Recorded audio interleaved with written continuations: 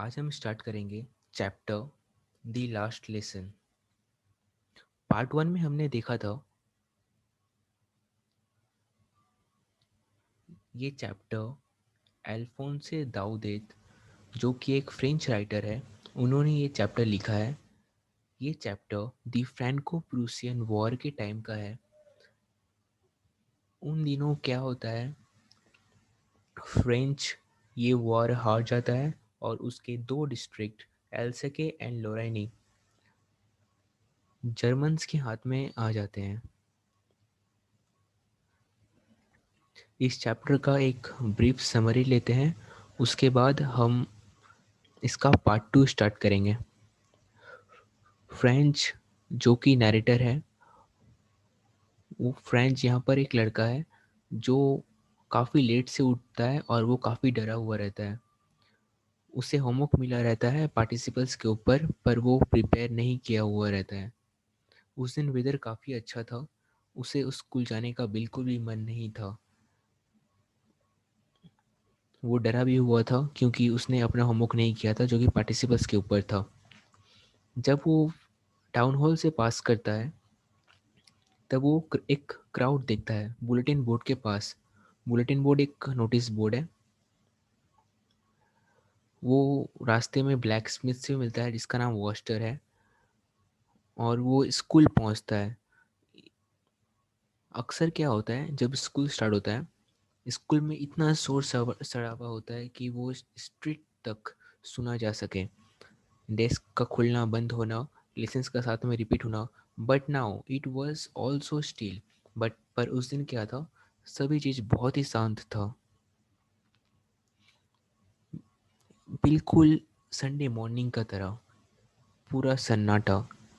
But nothing happened, पर कुछ नहीं हुआ। वो स्कूल पहुंचा फ्रेंच, और वो क्लास का अंदर भी जाता है, पर एम हेमिल जो कि उसके टीचर है उसको नहीं डांटते हैं। वो प्यार से उसको बोलते हैं कि वो अपने जगह पर बैठ जाए। फ्रेंच एक चीज़ नोटिस करता है कि एम हेमिल उसके टीचर ब्यूटीफुल ग्रीन कोट में ड्रेस्ड हैं। वो बहुत ही अच्छे कपड़े में अच्छा कपड़ा पहन के आए हैं उस दिन। एम हेमिल वो ये नोटिस करता है जो कि वो कभी नहीं पहनते, except on inspection and prize days. वो केवल वो कपड़ा inspection and prize giving days में पहनते हैं। वो देखता है कि बैक बेंचेस पे विलेज के ओल्ड पीपल चुपचाप बैठे हुए हैं, बिल्कुल उनकी तरह, बिल्कुल उस क्लास की स्टूडेंट्स की तरह विलेज के ओल्ड पीपल उस क्लास में चुपचाप बैठे हुए थे। जब फ्रेंच ये सब के बारे में सोच ही रहा होता है, तब एम हेमेल उस उन एक अनाउंसमेंट करते हैं कि ये उनका लास्ट फ्रेंच लेसन है, क्योंकि बर्लिन से एक ऑर्डर आया है कि अब फ्रांस के एल्सेके एंड लॉरेनी डिस्ट्रिक्ट में केवल जर्मन सिखाए जाएंगे।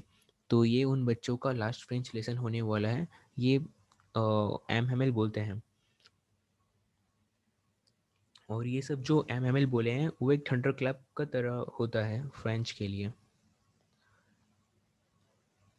वो सॉरी फील करता है कि वो क्यों नहीं सीख पाया।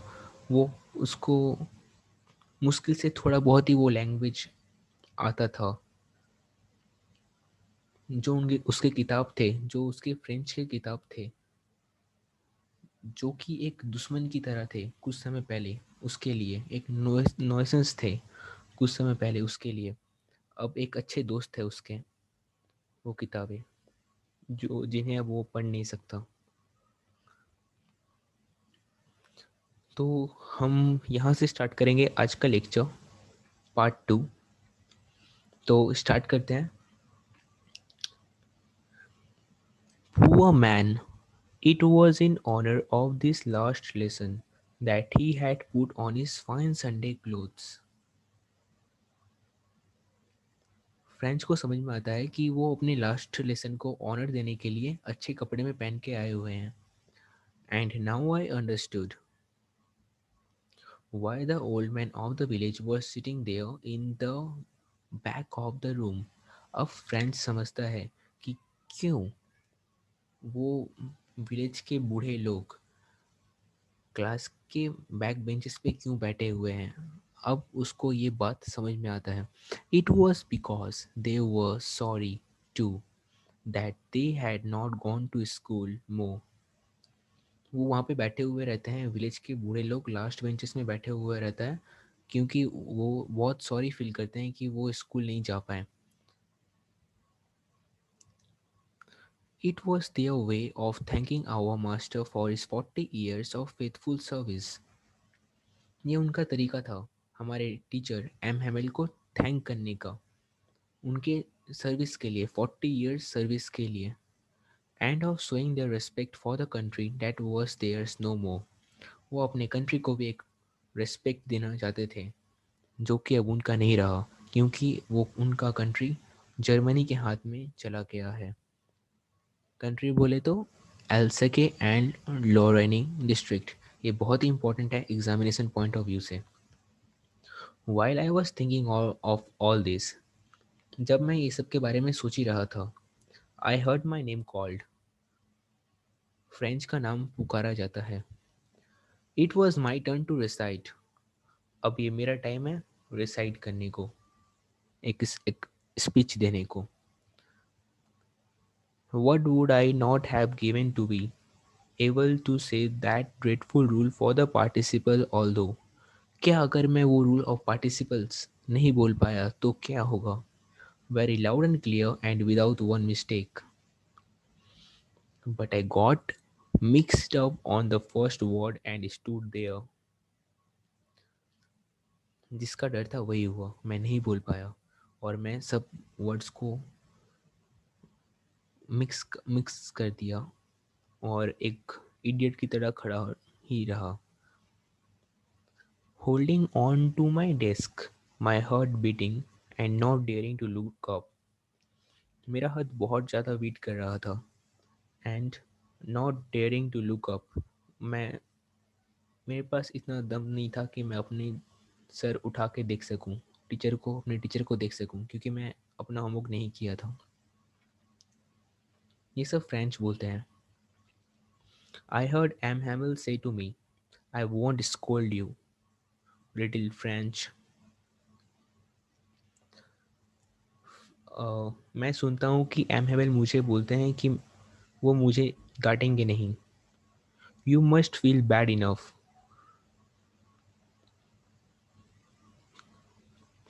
तुमको बहुत खराब लगना चाहिए। See how it is every day we have said to ourselves, वाह I have plenty of time. देखो हर दिन हम खुद को बोलते हैं कि हमारे पास बहुत टाइम है। I will learn it tomorrow and now you see what we have come out. हर रोज हम बोलते हैं कि हमारे पास बहुत टाइम है और हम कल याद कर लेंगे, पर देखो अब क्या हो रहा है। Where we have come out, हम कहाँ पहुँच गए। Oh, that's the great trouble with Alsace, she puts off learning till tomorrow. ये यही ट्रबल है एल्सेके के साथ कि वो लर्निंग को पुट ऑफ कर देता है टिल टुमारो, कि कल याद करेगा। आज का काम कल में टाल देता है एल्सेके। एल्सेके ये डिस्ट्रिक्ट है। यहाँ पे एल्सेके के पीपल के बारे में बात किया जा रहा है जो अपना काम कल को टाल देते हैं कि वो कल करेंगे, वैसा बोल के वो काम छोड़ देते हैं। Now those fellows out there will have the right to say to you, how is it you pretend to be French man and yet you can neither speak nor write your own language. तुम बोलते हो कि तुम French हो, तुम एक French man हो, but तुमको खुद का लैंग्वेज ना ही बोलना ना ही लिखना आता है। But you are not the worst, poor little Franz. पर तुम सबसे खराब नहीं हो प्यारे Franz. We have all a great deal to reproach ourselves with. हम सभी के पास एक ऐसा कॉज है जिसको लेके हम खुद को कर सकते हैं, खुद को खराब बोल सकते हैं। वो अब खुद को ब्लेम करते हैं और पेरेंट्स को भी ब्लेम करते हैं कि ये बच्चे फ्रेंच में इतना वीक हैं, फ्रेंच लैंग्वेज में इतना वीक हैं। Your parents your parents were not anxious enough to have you learn. तुम्हारे पेरेंट्स इतने एंक्सियस नहीं थे कि तुम सीखो। They preferred they preferred to work They prefer to put you to work on a farm or at miles so as to have a little more money. कुछ ज़्यादा पैसे कमाने के लिए वो तुमको काम में लगवा देते हैं। तुम्हारे पेरेंट्स, ये पेरेंट्स को ब्लेम कर रहे हैं M Hamel. And I have been to blame also. वो खुद को भी ब्लेम करते हैं कि वो ये बच्चे ये बच्चे फ्रेंच में इतने ख़राब है, फ्रेंच लैंग्वेज में बहुत ख़राब है, इसलिए वो खुद को भी ब्लेम करते हैं और तो पेरेंट्स को तो ब्लेम करते ही हैं। Have I not often sent you to water my flowers instead of learning your lessons? क्या मैं तुमको अपने फ्लावर्स पे पानी डालने के लिए नहीं भेजा हूँ? And when I wanted to go to fishing, did I not just give you a holiday? और जब मुझे फिशिंग के लिए जाना होता था, क्या मैं नहीं तुमको सिर्फ एक हॉलीडे हॉलीडे दिया करता था? Then from one thing to another, Hamel went on to talk of the French language. वो फ्रेंच लैंग्वेज के बारे में बहुत बात करते हैं, saying that it was the most beautiful. बहुत ही इंपॉर्टेंट कीवर्ड है एग्जामिनेशन पॉइंट ऑफ व्यू से। It was the most logical, it was the most beautiful language in the world. French एक बहुत ही ब्यूटीफुल लैंग्वेज है पूरा दुनिया में। The clearest, the most logical, सबसे साफ और सबसे लॉजिकल लैंग्वेज है French. That we must guard it among us and never forget it. Because when a people are enslaved, as long as they hold fast to their language, it is as if they had the key to their prison. क्योंकि जब लोग गुलाम बन जाते हैं और जब तक उनके पास उनका खुद का लैंग्वेज है, तब तक उन ऐसा है कि उनके पास चाबी है फ्रीडम की, अपने जेल की चाबी है, अपनी प्रिजन की चाबी है, जब तक वो अपना लैंग्वेज बोल सकते हैं। Then he opened a grammar and read us our lesson. एमएमएल ये सब बोलते हैं। एमएमएल फ्रेंच लैंग्वेज का बहुत तारीफ करते हैं। वो बहुत ही लॉजिकल लैंग्वेज है, बहुत क्लियरेस्ट है, बहुत ही खूबसूरत लैंग्वेज है। उसको हमें हमेशा हमारे साथ रखना चाहिए। ये हमारी प्रिजन की चाबी है, ये सब वगैरह बोलते हैं। और ये सब बोलने के बाद ही ओपनड अ ग्रामर, एक ग्रामर बुक खोलते हैं एंड उस दिन का लेसन स्टार्ट करते हैं। I was amazed to see how well I understood it. Franz बहुत ही सरप्राइज है देखकर कि वो उस दिन सब कुछ समझ पा रहा है। All he said seemed so easy, so easy। वो बहुत ही खुश था। खुश नहीं था। अम, वो उस दिन वो सब कुछ क्लास का समझ पा रहा था, इसलिए उसे वो सब कुछ बहुत ही इजी लग रहा था। I think too that I had never listened so carefully and that he read never explained everything with so much patience। French कभी भी अ, इतना केयरफुली क्लास अटेंड नहीं किया था अपने लाइफ में। और एम भी कभी आज तक कभी भी इतना इतना पेशेंस में एम आज तक कभी भी लेसन्स नहीं कराए हैं क्लास में। It seemed almost as if the poor man wanted to give us all he knew before going away। ऐसा लग रहा था कि पुअर मैन जो कि एम हेमेल है हमें सब कुछ दे देना चाहते थे जाने से पहले। ये उनका लास्ट फ्रेंच लेसन था। And to put it all into our heads at one stroke. जिससे कि after the grammar we had a lesson in writing. ये ग्रामर के बाद ये ग्रामर के बाद एक लेसन हुआ और राइटिंग के ऊपर. That day M Hamel had new copies for us. उस दिन एम हैमिल हमारे लिए न्यू कॉपीज लाए थे. Written in a beautiful round hand.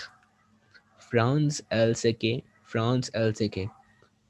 बहुत ही खूबसूरत से राउंड करके लिखा हुआ था, France Alsace, France L सेके.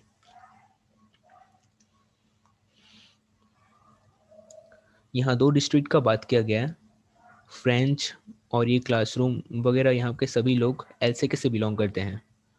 यहाँ पर दो डिस्ट्रिक्ट का बात किया गया था, एलसेके एंड लोरेनी.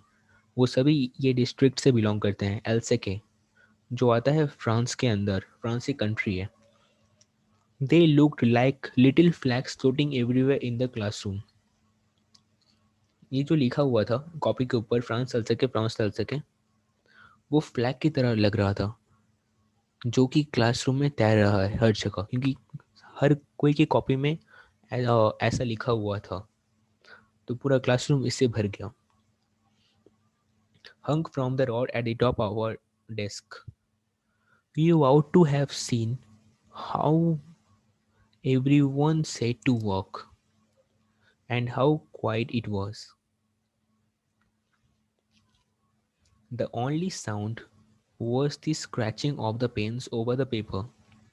जो सिर्फ आवाज आ रहा था वो पेन का आवाज था, जो पेपर पे चलते हुए जो पेन से आवाज आता है, सिर्फ उस दिन वही आवाज सुनने को आ रहा था. और कुछ भी आवाज नहीं था. पूरा क्लासरूम साइलेंट था. सभी लोग बहुत दुखी थे.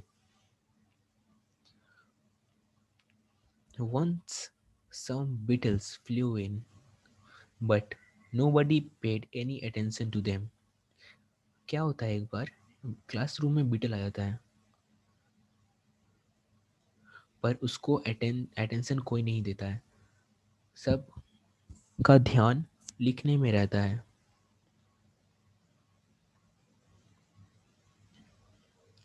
But nobody paid any attention to them, not even the littlest ones who walked right on tracing their fees books. यहाँ तक कि क्लास के जो सबसे छोटे बच्चे हैं वो लोग भी उसको ध्यान नहीं देते हैं. On the roof, the pigeons cooked very low. On the roof, the pigeons cooked very low, and I thought to myself, roof में pigeons धीमे धीमे आवाज कर रहे थे. और मैं खुद से सोचता हूँ कि will they make them sing in German even the pigeons. ये बहुत ही इम्पोर्टेंट है. मैं खुद से सोचता हूँ कि क्या वो जर्मन लोग उन्हें भी जर्मन में सिंग कर देंगे, इवन द पिजन्स. क्या वो पिजन्स को भी जर्मन में ही गाना गवाएंगे. यहाँ फ्रेंच का बोलने का मतलब है कि क्या वो जर्मन लोग पिजन्स को भी जर्मन लैंग्वेज फोर्सफुली सिखाएंगे जैसे कि वो उन्हें सिखा रहे हैं German. Whenever I looked up from my writing, I saw M. Hamel sitting motionless in his chair. जब मैं लिखते हुए ऊपर देखता हूँ, मैं देखता हूँ एम हेमल चुपचाप अपनी चेयर में बैठे हुए हैं. And gazing first at one thing then at another. वो एक चीज़ देख रहे हैं फिर दूसरा चीज़ देख रहे हैं क्लास के. As if he wanted to fix in his mind just how everything looked in that little school room. जैसे कि वो अपने दिमाग में सब कुछ याद कर लेना चाहते हैं कि क्लासरूम में हर कुछ कैसा दिखता है. Fancy. For 40 years he had been there in the same place. जाहिर है वो एक ही जगह पर 40 साल से हैं. वो अपने क्लासरूम से बहुत ही इमोशनली अटैच थे. With his garden outside the window and his class in front of him. Classroom के बाहर उनका गार्डन था और सामने और वो क्लासरूम में थे. वो सब कुछ देख के जैसे कि सब कुछ देख रहे थे जैसे कि वो सब याद करना चाहते हैं.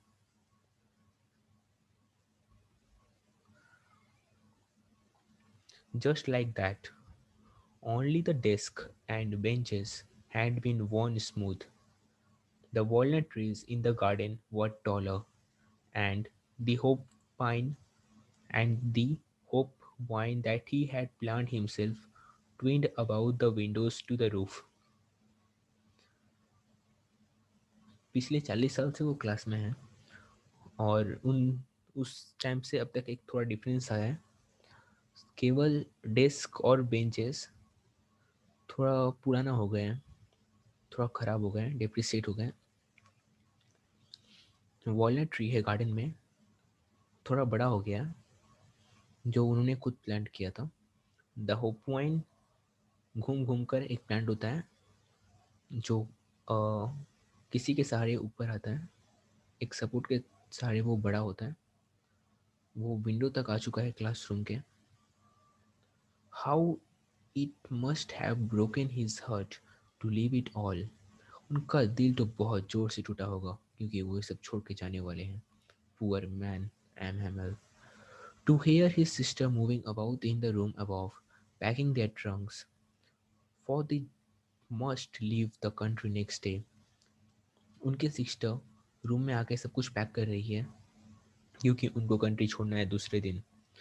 वो कंट्री छोड़ रहे हैं क्योंकि उनको फ्रेंच लैंग्वेज पढ़ाना आता है और फ्रेंच उस कंट्री में बैंड हो गया है कि कोई टीचर फ्रेंच नहीं पढ़ाएगा।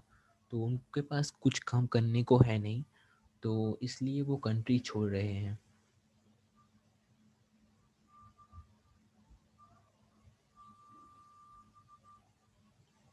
वो कंट्री छोड़ के जा रहे हैं। But he had the courage to hear every lesson to the very last. Franz के पास इतना करेज था कि वो हर लेसन को एकदम एंड तक सुन सके। आफ्टर द राइटिंग वी हैड a lesson in history and then the babies chanted their ba bi bi bo bu। Writing lesson के बाद हमारा लेसन हुआ राइटिंग हिस्ट्री के ऊपर, और उसके बाद एक लेसन हुआ जिसमें बेबीज चैंट कर रहे थे, ये अल्फ़ाबेट्स याद कर रहे थे, बा बी बी बो बू। Down there at the back of the room, old Hauser had put on his spectacles and holding his premiere in both hands. Back bench में क्या, जो ओल्ड हाउसर विलेज के ओल्ड एल्डर पीपल बैठे हुए थे, अपना स्पेक्टिकल नीचे रख देते हैं और हाथ में उनका जो किताब रहता है ओल्ड प्रीमियर, वो हाथ में रहता है। Spelled the letters with them. ये लेटर वो भी प्रोनाउंस कर रहे थे, ओल्ड हाउसर भी ये लेटर प्रोनाउंस कर रहा था। बा बी बी बो बो बच्चों के साथ वो भी ये रिपीट कर रहा था। You could see that he too was crying. Old Hauser, नहीं जो ओल्ड हॉसर है वो भी रो रहा था, वो रो रहा था, बहुत दुखी था, सभी लोग बहुत दुखी थे। His voice trembled with emotion and it was so funny to hear him that we all wanted to laugh and cry. Ah, how well I remember it, that last lesson. Franz को वो last lesson का दिन बहुत ही अच्छे से याद है, बहुत ही अच्छे से उसको वो दिन याद है। उस दिन सभी को रोना भी और हंसना भी एक साथ में आ रहा था। All at once the church clock struck 12। फिर क्या होता है, चर्च क्लॉक फिर होता है 12 बज जाते हैं। Then the Angelus prayer. Angelus एक प्रेयर है,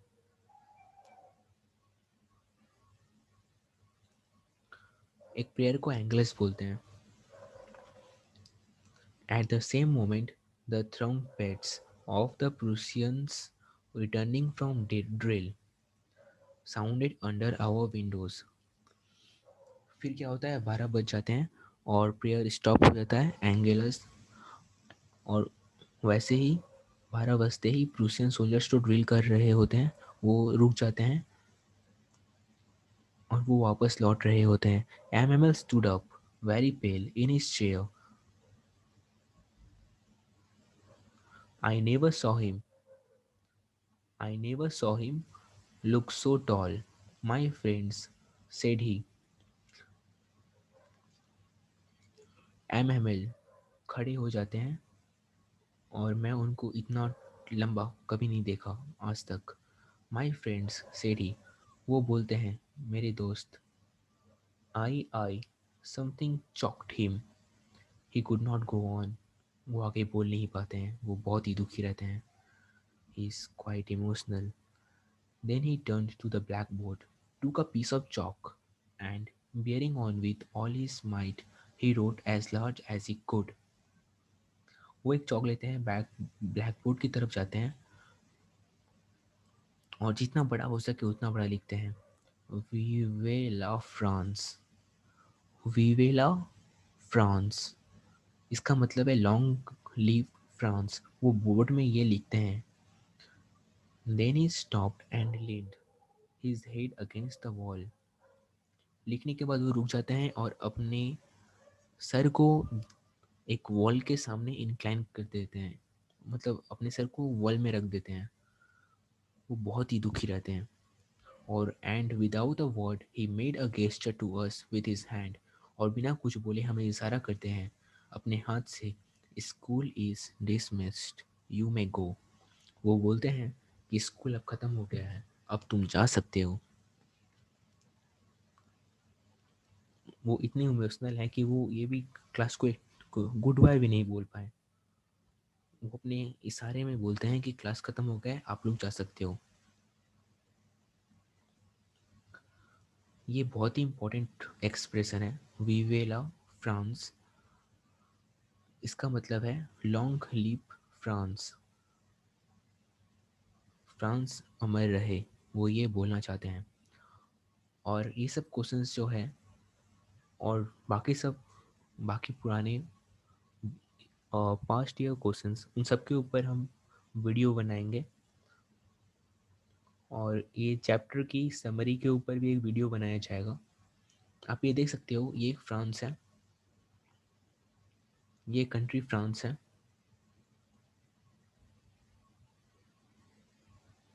ये जर्मनी है। जर्मनी फ्रांस के ऊपर अटैक करता है। और जर्मनी फ्रांस के ये दो स्टेट, एल्सेके लोरेनी, एल्सेके लोरेनी को ऑक्युपाई कर लेता है। और उन्हें फोर्स करता है कि आप अपना फ्रेंच लैंग्वेज छोड़ दो और हमारा जर्मन लैंग्वेज सीखो। ये जर्मन्स अपने लैंग्वेज को बहुत ही बढ़ावा देते हैं, जिसको हम लिंग्विस्टिक चाउनिज्म भी बोलते हैं। उसका मतलब कि अपने लैंग्वेज को सुपीरियर समझना और दूसरों को फोर्स करना कि वो भी आपका लैंग्वेज सीखे। ये एग्जामिनेशन पॉइंट ऑफ व्यू से बहुत ही इंपॉर्टेंट है, इसको ध्यान दें। तो आज का लेक्चर यहीं पर बंद करते हैं। ये सब क्वेश्चंस के ऊपर आपको वीडियो बनाकर दिया जाएगा।